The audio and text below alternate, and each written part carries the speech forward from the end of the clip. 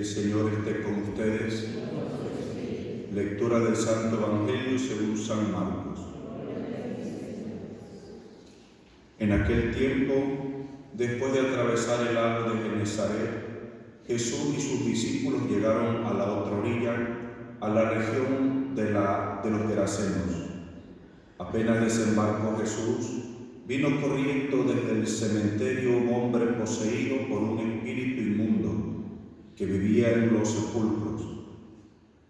Ya ni con cadenas podían sujetarlo. A veces había intentado sujetarlo con argollas y cadenas, pero él rompía las cadenas y destrozaba las argollas. Nadie tenía fuerza para dominarlo. Se pasaba días y noches en los sepulcros o en el monte gritando y golpeándose con piedras. Cuando aquel hombre vio de lejos a Jesús, se echó a correr, vino a postrarse ante él y gritó a voz en cuello: ¿Qué quieres tú conmigo, Jesús, Hijo de Dios Altísimo? Te ruego por Dios que no me atormentes.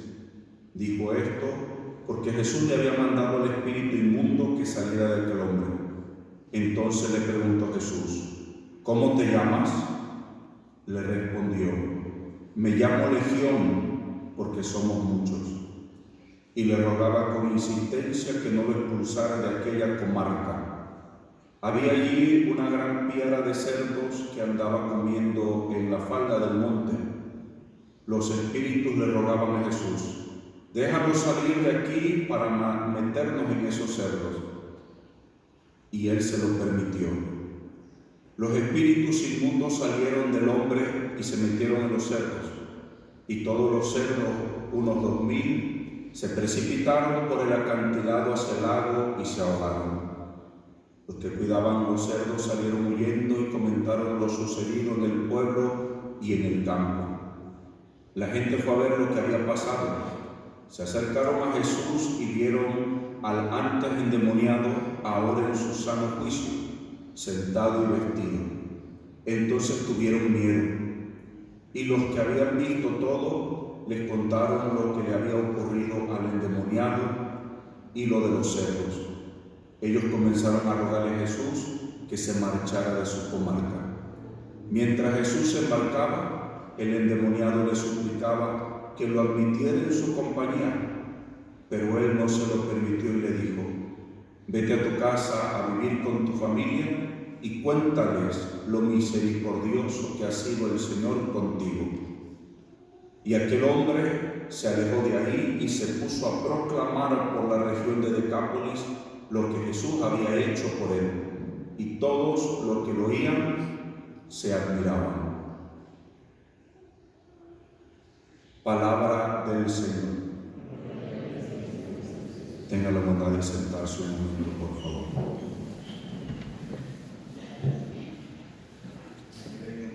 En la homilía del domingo yo les decía que no iba a hablar del diablo, porque también ahorita estos días el Evangelio habla del diablo, ¿verdad?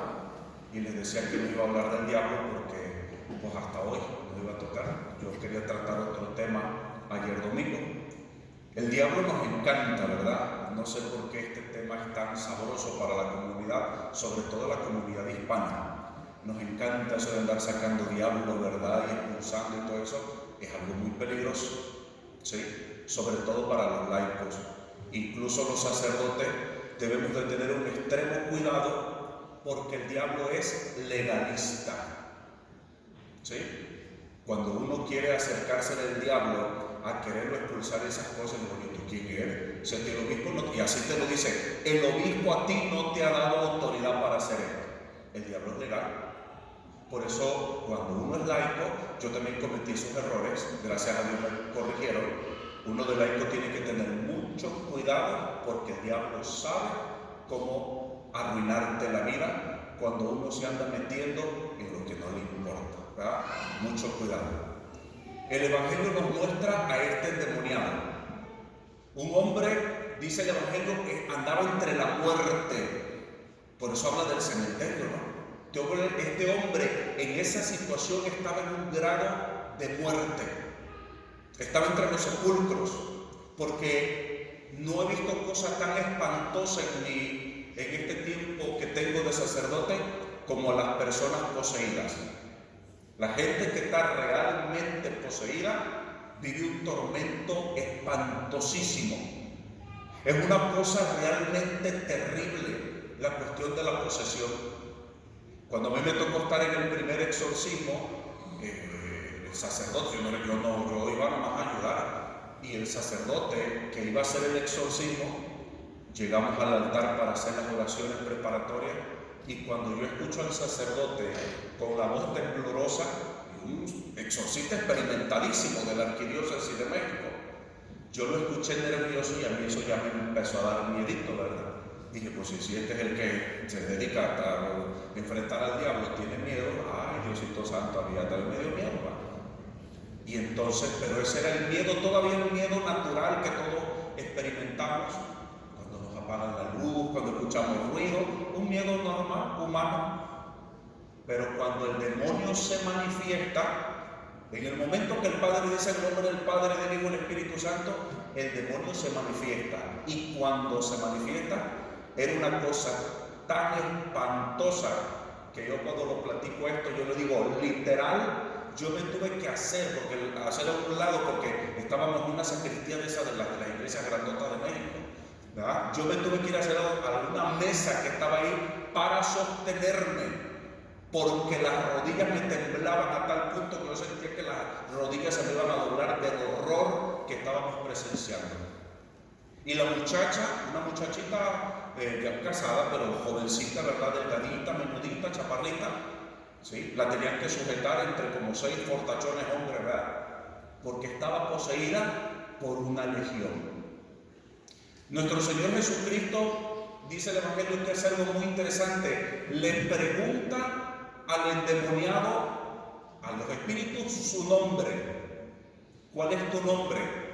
Porque dentro de la exorcística, saber el nombre del demonio y el exorcismo va llevando a la persona a un punto de que el diablo revele su identidad, porque reconociendo la identidad es como en el nombre de Jesús se le expulsa, ¿no?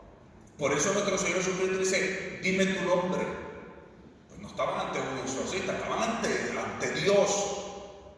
Me llamo Legión porque somos muchos. Y ya teniendo el nombre, es como nuestro Señor Jesucristo lo expulsa.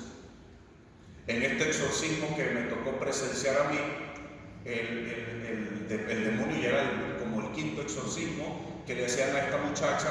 Y entonces el demonio dijo cómo había entrado a esta muchacha. Su mamá la había consagrado a la Santa Muerte, le había montado el santo en la santería, y entonces dijo el nombre de la bruja que le había hecho la consagración a la Santa Muerte, el nombre de la santera que le había coronado el santo, como dicen los santeros, ¿verdad? Y entonces, dentro de ese horror, dice el demonio, hablando de la santera, y se empieza a carcajear.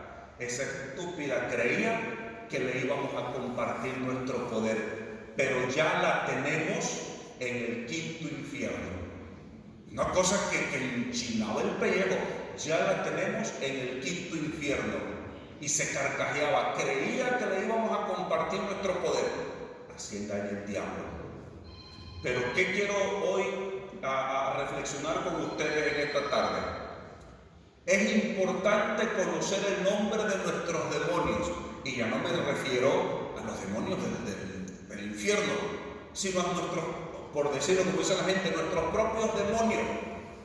La gente a veces llega sufriendo con el sacerdote, padre, ¿me puede dar una cita? Y sí, yo lo recibo, ¿verdad? Dígame, ¿qué le puedo decir al padre que no sé ni cómo empezar? No sé. Y le digo, pues si no sabes tú, imagínate, voy a hacer algo yo, ¿verdad? Nosotros debemos de tenemos que saber el nombre de la situación que estamos viviendo, porque en la medida en que nosotros le ponemos el nombre a la situación, al problema, es como nosotros tenemos autoridad sobre ese problema. Por decirlo, por hablar de demonios como los problemas, las dificultades de la vida, ahorita el demonio de la depresión, el demonio de la ansiedad, ok, estoy ansioso. Necesito ser consciente que estoy ansioso, ya sé que estoy ansioso. ¿qué me produce esa ansiedad? ¿Qué me produce esa ansiedad? Y tener que revisar, porque cuando yo descubro la raíz de lo que me está produciendo la ansiedad, de lo que me produce la depresión, entonces yo tomo autoridad de eso y digo, pues en el nombre de Jesús te vas para afuera. Y esas cosas van perdiendo el poder. No sé si me doy a entender. El hermano Pepe ayer en el tema hablaba de la depresión, y en una ocasión el hermano Pepe me decía, la depresión es el beso de Satanás al alma del cristiano. Qué cosa tan fuerte, ¿no? Es el beso de Satanás al alma del cristiano, porque la depresión es esa tristeza terrible que uno experimenta, ese no querer vivir, es querer estar muerto, no tener sentido a la vida.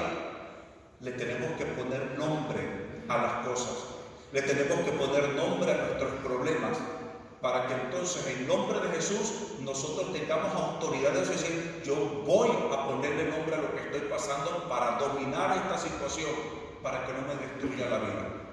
No sé si me estoy dando a entender. Entonces por eso es importante conocer el nombre, ¿sí? Y entonces actuar. Cuando nosotros nada más pues estamos, dijeron los de Mexicali, ¿verdad?, dorando la píldora, pues nunca salimos, estamos siempre atorados. El poder hablar, el poder exteriorizar aquella situación nos ayuda a nosotros, ¿verdad?, a poder apaciguar eso. Porque Satanás habla. Satanás, dijeron los evangélicos, ministra, ¿sí? Y Satanás viene y habla en ti, pero nunca va a hablar en segunda persona. Satanás habla en primera persona. ¿Y cómo habla Satanás en primera persona? No dice, tú Gastón Mendiola, no, dice, yo no sirvo para nada. Yo eché a perder a mis hijos. Yo fui una terrible mamá. Mis hijos se echaron a perder. Fracasé como madre, fracasé como esposo, fracasé como esposa. No tiene sentido, yo soy una porquería, soy una basura, estoy fea. ¿Sí se dan cuenta cómo actúa Satanás? Cuando uno habla y va y dice, mira, yo tengo no sé por qué siempre me miro al espejo y no me gusto, me ataco y cuando uno empieza a hablar, eso empieza a perder fuerza, poder, pero hay que sacarlo, hay que hablarlo. Porque Satanás habla en lo secreto y te lleva a que tú nunca lo hables, porque te va arrinconando y te dice, es que no tiene sentido. Yo me confieso y sigo igual, y entonces Satanás lo que te quiere llevar es a la orilla, te quiere llevar a una esquina, te quiere orillar hasta que tú digas, es que esta vida no tiene sentido, y tú acabas matándote. ¿Sí? Por eso hay que ponerle nombre a los demonios, aquellos demonios que están atormentando tu vida. ¿Y de qué forma? Es la forma perfecta de poder hablar de esto en el santo sacramento de la reconciliación. Padre, tengo pensamientos obsesivos. Padre, me veo al espejo y me odio. No me gusta lo que veo. Padre, yo pienso que soy una mujer o un hombre fracasado, que fracasó mi matrimonio por mi culpa, y entonces ahí en el sacramento de la confesión es donde nosotros recibimos esa sanación y esa liberación por parte de nuestro Señor Jesucristo. Ya voy a terminar. En una ocasión me llevan a una muchacha, pero bien amolada, la mamá toda frustrada porque pues su hija mal, y la muchacha llegó toda greñuda, toda fea, no era fea, pero llegó fea. Objetivamente, con un suéter que así llegó, con las manos así, y toda harapienta, mal la muchacha. Y yo empecé a hablar con ella y empecé a hacer oración de sanación por ella, y le dije, tú lo primero que tienes que hacerte, muchacha, es arreglarte. Te tienes que dar cuenta de la belleza de mujer que eres, y para la otra no te quiero así, tienes que venir arreglada, y fíjate en el espejo y reconoce la belleza de mujer que hay ahí. No, hombre, para la segunda vez esa mujer llegó pero echando rayos y centellas. Y le dije, ¿cómo te sientes? Padre, me siento bien. Vete al espejo, ¿te gusta lo que ves? No se te ve, no, es que tiene que ser, si me gusta lo que veo. ¿Sí?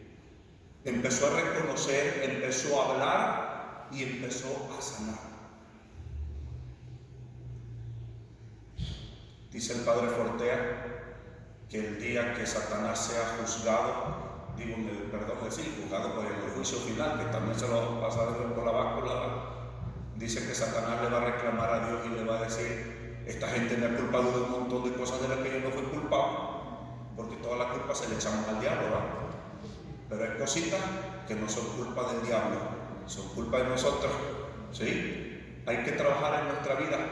El diablo tiene mucho que hacer, anda ya con las guerras ahorita en Ucrania y en Israel y Palestina, ¿sí? No le echemos toda la culpa al diablo y pongámonos a trabajar en lo que a nosotros nos corresponde, en esos demonios que son esos problemas, esas situaciones que nos toca a nosotros resolver. Ojalá me haya dado a entender, porque de pronto siento como que los enredé. No los enredé. Pidámosle a Dios nos conceda la gracia, ¿verdad?, de la sanación. En el nombre del Padre, y del Hijo, y del Espíritu Santo. Amén. De pie, pidamos por las necesidades de nuestra Santa Madre la Iglesia, que a cada petición diremos: te rogamos hoy.